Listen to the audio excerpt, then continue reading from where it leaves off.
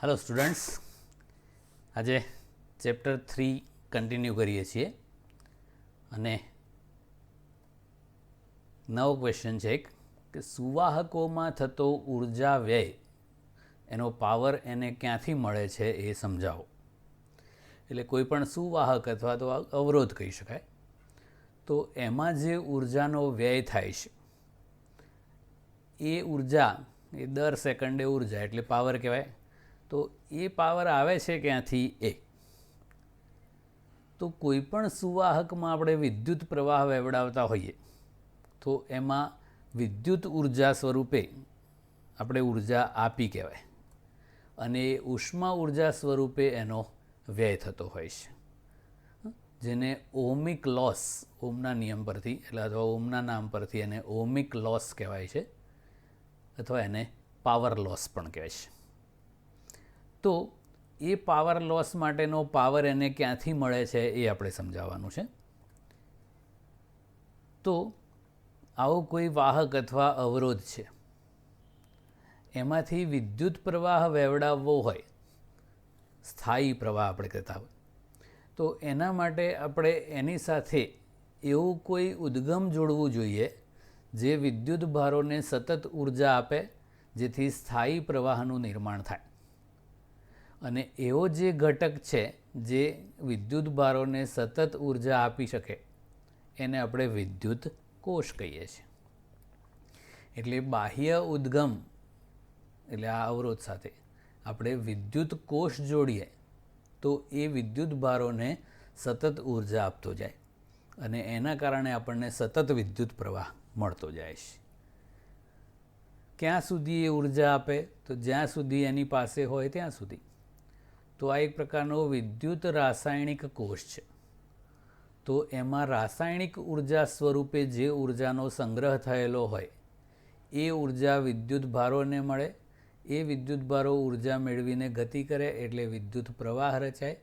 એ વિદ્યુત ભારો જ્યારે અવરોધમાં દાખલ થાય ત્યારે પેલા ધન આયનો સાથે અથડાય, અને એ અથડામણ દરમિયાન ઉર્જા ધન આયનોને આપી દે, એટલે ધન આયનો અસ્તવ્યસ્ત ગતિ કરવા લાગે, દોલનો કરે મોટા કંપવિસ્તારથી, અને છેવટે એ ઉર્જા ઉષ્મા ઉર્જા સ્વરૂપે વાતાવરણમાં વિખરાઈ જાય. તો અહીંયા જે ઉર્જાનો વ્યય થયો ઉષ્મા ઉર્જા સ્વરૂપે એ વાસ્તવમાં આ વિદ્યુત કોષ પૂરી પાડે છે. ઓકે, હવે બીજું એક, મોટા અંતરોએ કરવામાં આવતું વિદ્યુત ટ્રાન્સમિશન શા માટે ખૂબ જ ઊંચા વોલ્ટેજે કરવામાં આવે છે? તમે જે વિદ્યુતના સબસ્ટેશનો હોય છે ત્યાં બહુ મોટા મોટા થાંભલાઓ હોય છે, બહુ જ ઊંચા આખા ટાવર હોય છે, અને એની ઉપર બહુ હાઈ વોલ્ટેજની લાઈન પસાર થતી હોય છે. તો એટલું બધું હાઈ વોલ્ટેજ કરવાનું કારણ શું છે? બહુ ઊંચું વોલ્ટેજ હોય છે, 128,000 વોલ્ટ એટલે 1,28,000 વોલ્ટ, પછી 66,000 વોલ્ટ, આવું. આપણા ઘરમાં જે આવે છે એ 220 વોલ્ટ જ છે. તો ટ્રાન્સમિશન હાઈ વોલ્ટેજે શું કામ કરવામાં આવે છે એ આપણે સમજવું છે. તો પાવર સ્ટેશનમાં જે પાવર ઉત્પન્ન થાય એ વિદ્યુત પાવર છે એ આપણા ઘર અથવા ફેક્ટરી સુધી લાવવાનો છે. ઘર કે ફેક્ટરીની આગળ તો પાવર સ્ટેશન બનાવાય નહીં. તો પાવર સ્ટેશન આપણા ઘર અથવા ફેક્ટરીથી સેંકડો કિલોમીટર દૂર હોઈ શકે. તો એ ઘર અથવા ફેક્ટરી સુધી જે પાવર આવે છે પાવર સ્ટેશનમાંથી એ કેબલ્સ મારફતે આવે. નોર્મલી એલ્યુમિનિયમના કેબલ્સ હોય છે. તો એ કેબલ મારફતે પાવર આપણા ઘર સુધી પહોંચે. હવે એ કેબલનો ખુદનો અવરોધ હોય. આપણે અવરોધનું સૂત્ર કરેલું R=ρl/A.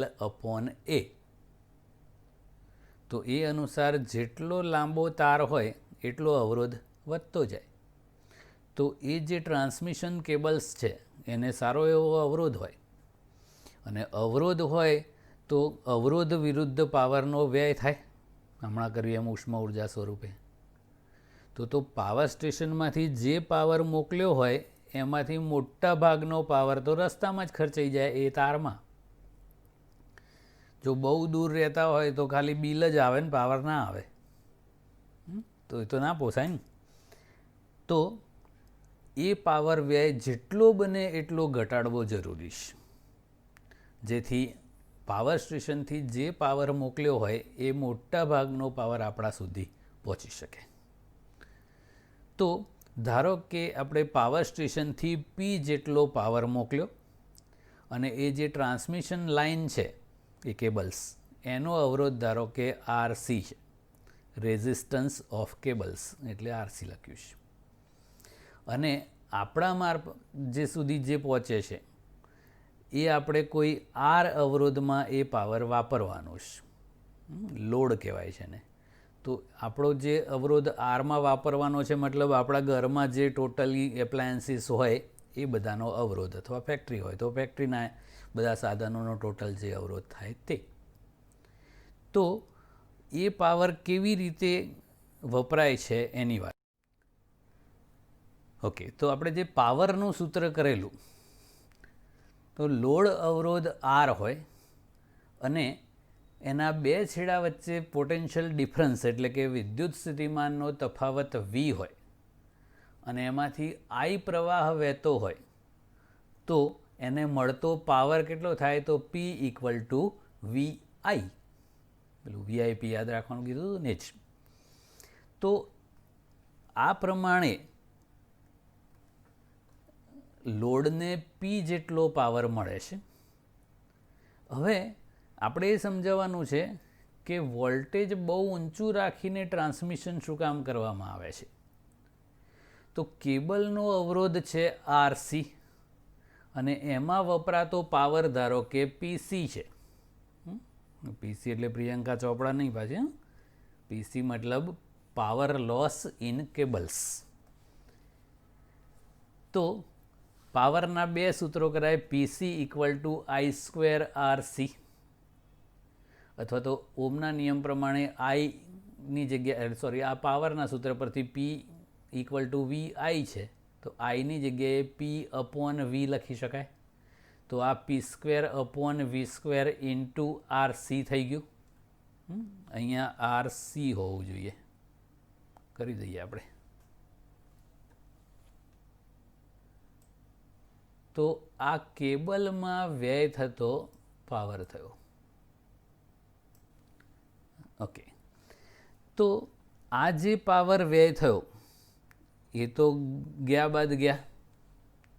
જો આ વધારે પડતો પાવર વ્યય થાય તો ચાલે નહીં, એ તો લોસ થાય. તો શું કરવું પડે એ?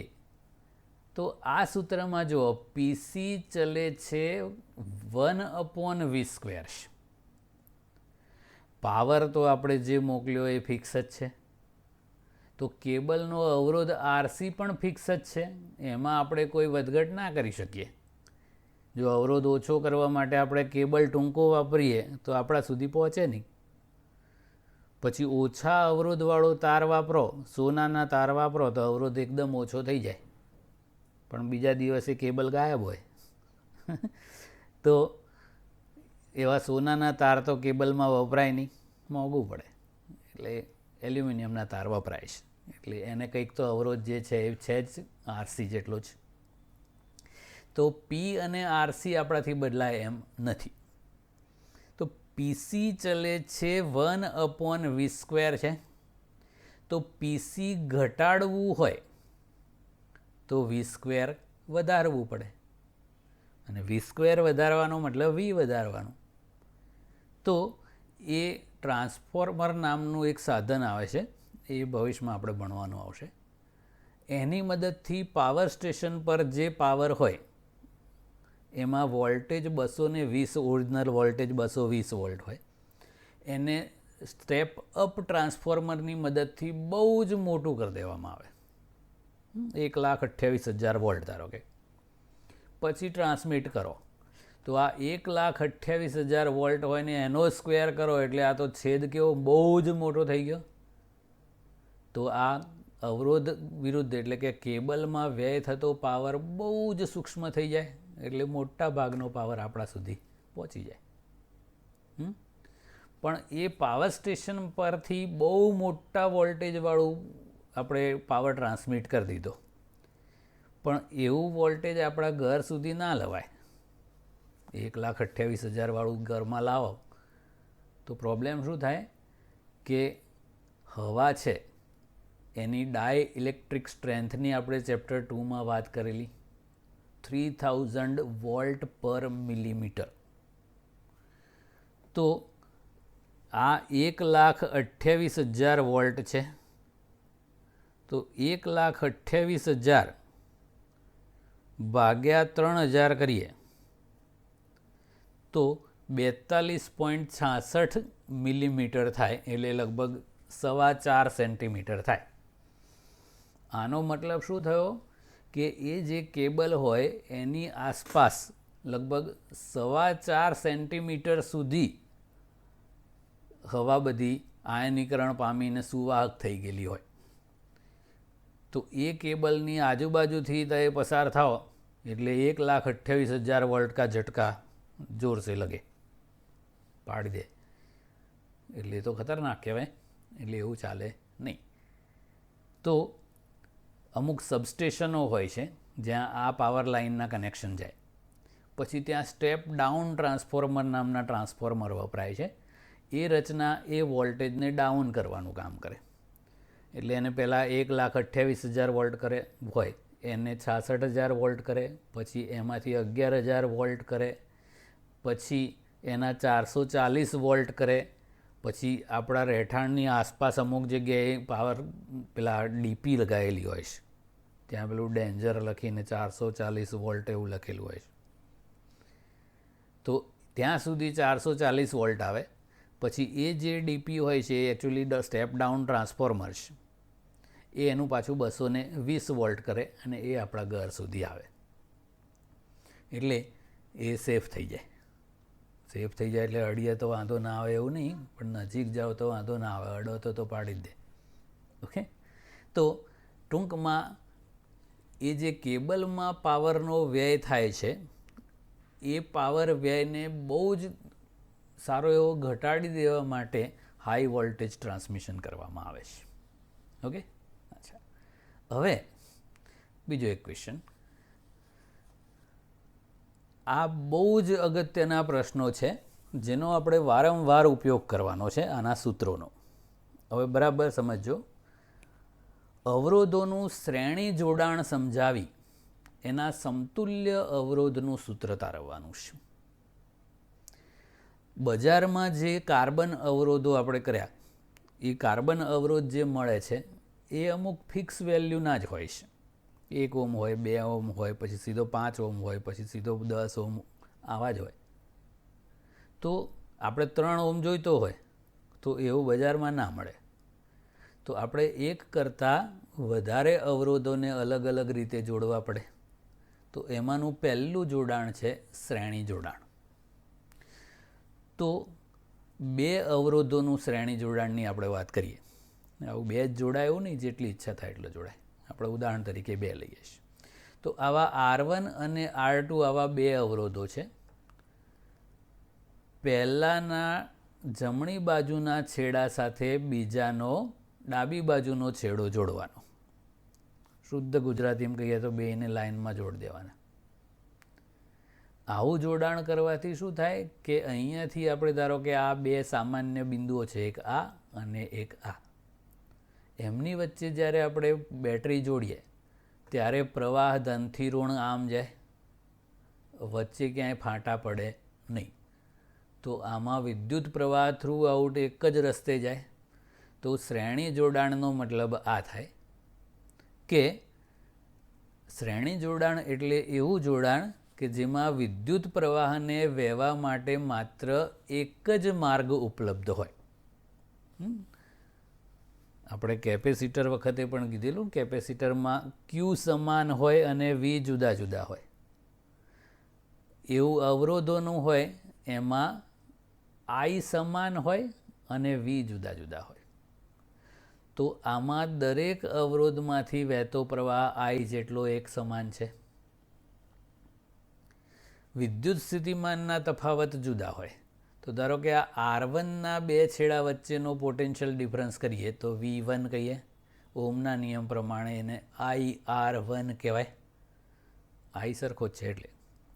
એવી જ રીતે R2ના બે છેડા વચ્ચેનો વિદ્યુત સ્થિતિમાનનો તફાવત V2 કહીએ તો એ IR2 થાય. I બંનેમાં સરખો જ છે. એ શ્રેણી જોડાણની ખાસિયત છે. હવે આપણે સમતુલ્ય અવરોધ મેળવવો છે. કેવી રીતે મેળવાય?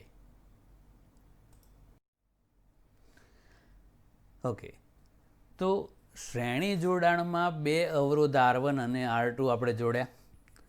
એમના બંને બાજુના સામાન્ય છેડાઓ એટલે કે આખા સંયોજનને આપણે V જેટલો વિદ્યુત સ્થિતિમાનનો તફાવત લગાડ્યો. શ્રેણી જોડાણમાં પ્રવાહ સમાન હોય અને વોલ્ટેજોનો સરવાળો થાય. આ કેપેસિટરમાં જેવું હતું એવું અહીંયા પણ આ સેમ થાય. તો V1ની કિંમત આપણે કરી IR1 અને V2ની કિંમત કરી IR2. I કોમન કાઢી દો એટલે V ઇક્વલ ટુ I કૌંસમાં R1 પ્લસ R2 થયું.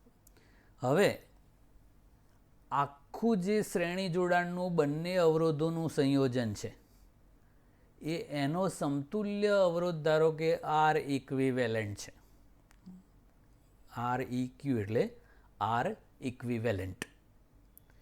તો આખા તારનો અવરોધ આખા સંયોજનનો સમતુલ્ય અવરોધ R ઇક્વિવેલન્ટ છે.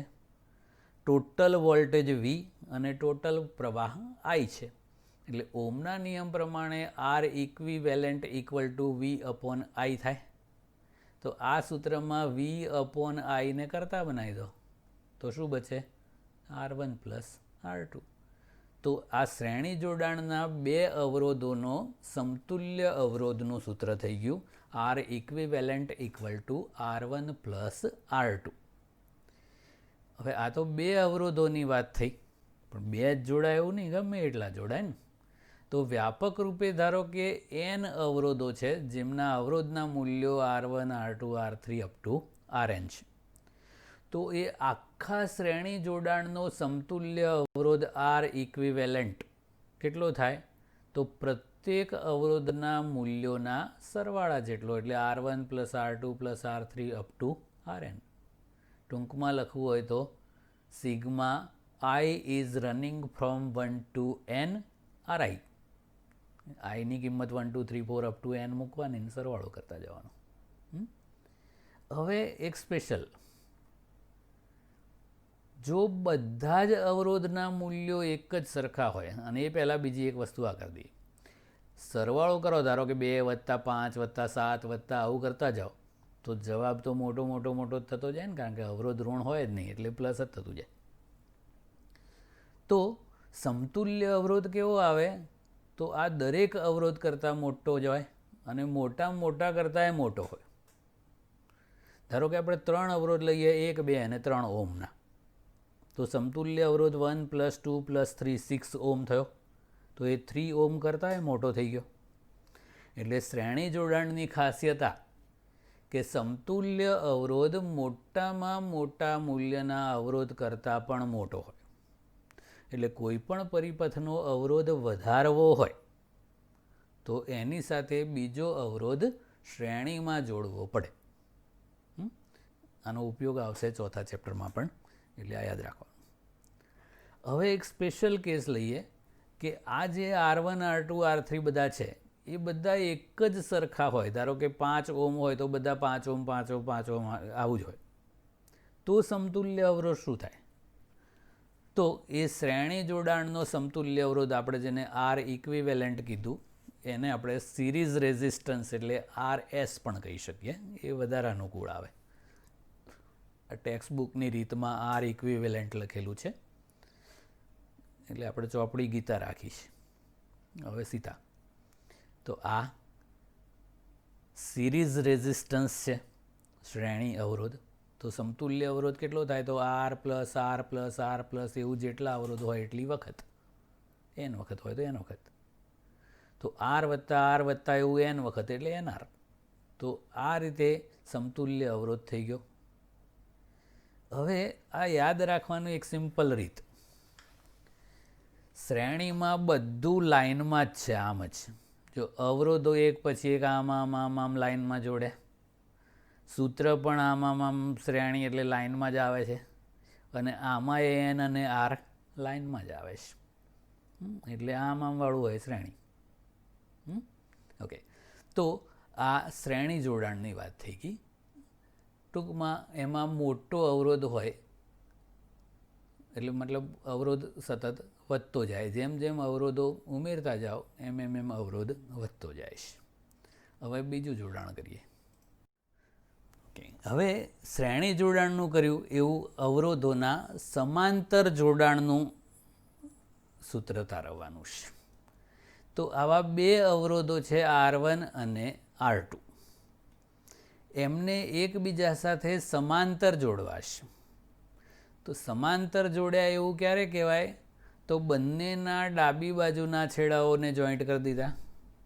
એ જ રીતે બંનેના જમણી બાજુના છેડાઓને જોઈન્ટ કરી દીધા. એટલે આવા બે સામાન્ય બિંદુ મળી જાય, A અને B.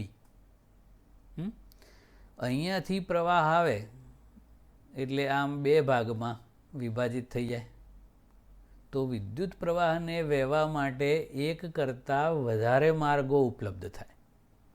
શ્રેણીમાં કેવું હતું કે પ્રવાહને વહેવા માટે એક જ માર્ગ મળતો હતો, આમાં એકથી વધારે. તો આનો મતલબ સમાંતર જોડાણ છે.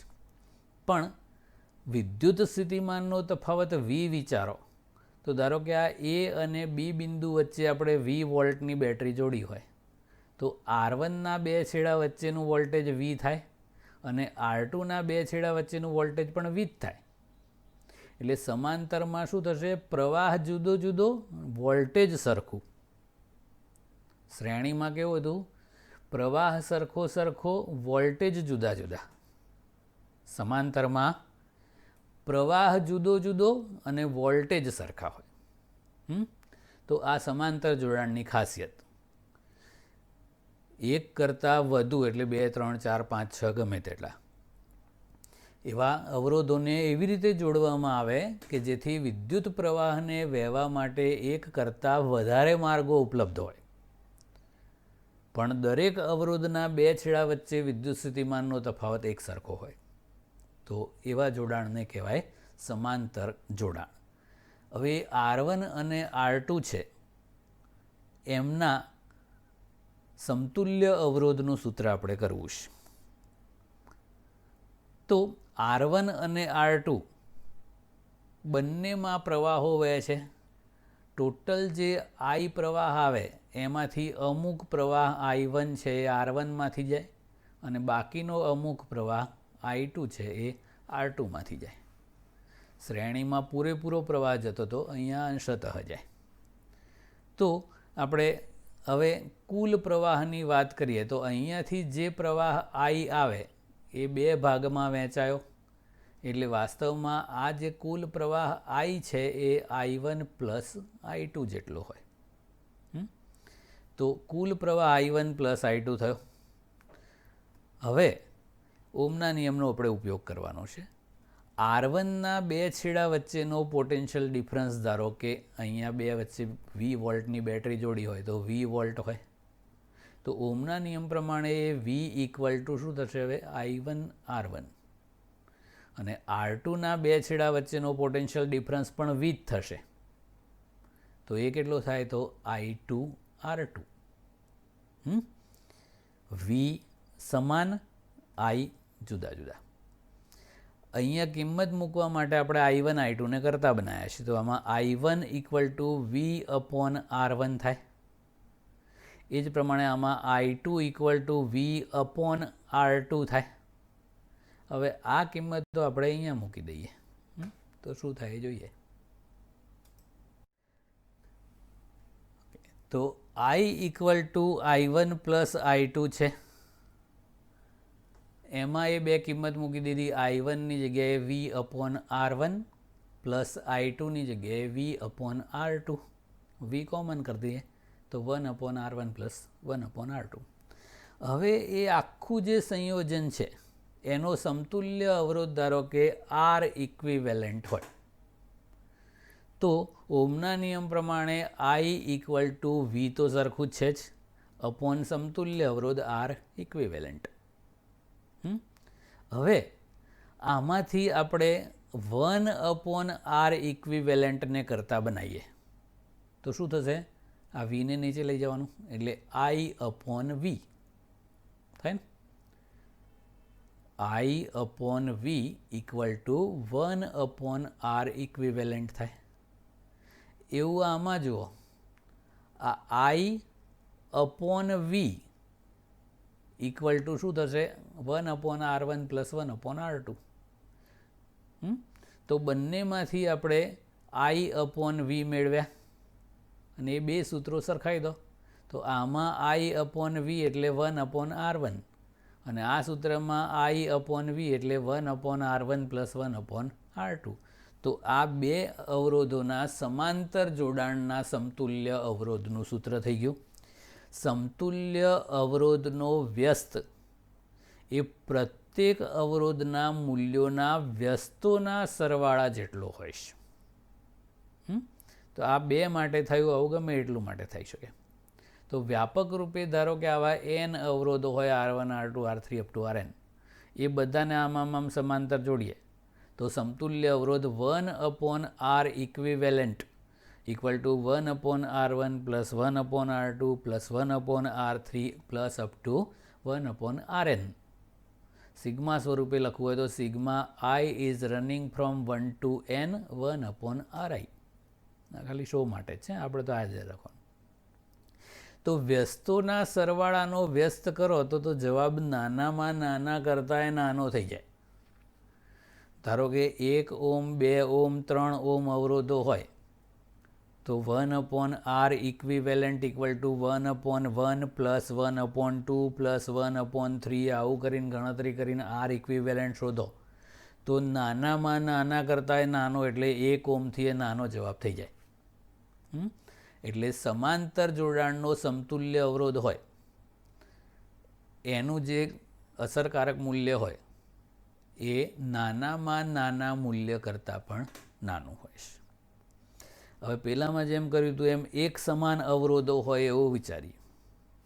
તો ધારો કે આ બધા અવરોધ R1 R2 R3 છે એ R છે. તો 1 અપોન આર ઇક્વિવેલન્ટ અથવા 1 અપોન આર પી કહીએ આપણે. પી ફોર પેરેલલ છે, પેરેલલની પેરેલલ એટલે સમાંતર.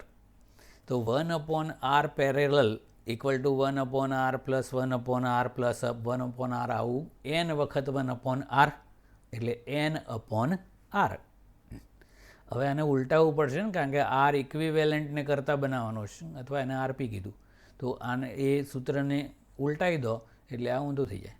એટલે આરપી બરાબર આર બાય એન. શ્રેણીમાં એનઆર હતું એ એન ગણો થતો હતો, એવું આ એનમાં ભાગ ન થાય એટલે જવાબ નાનો થાય.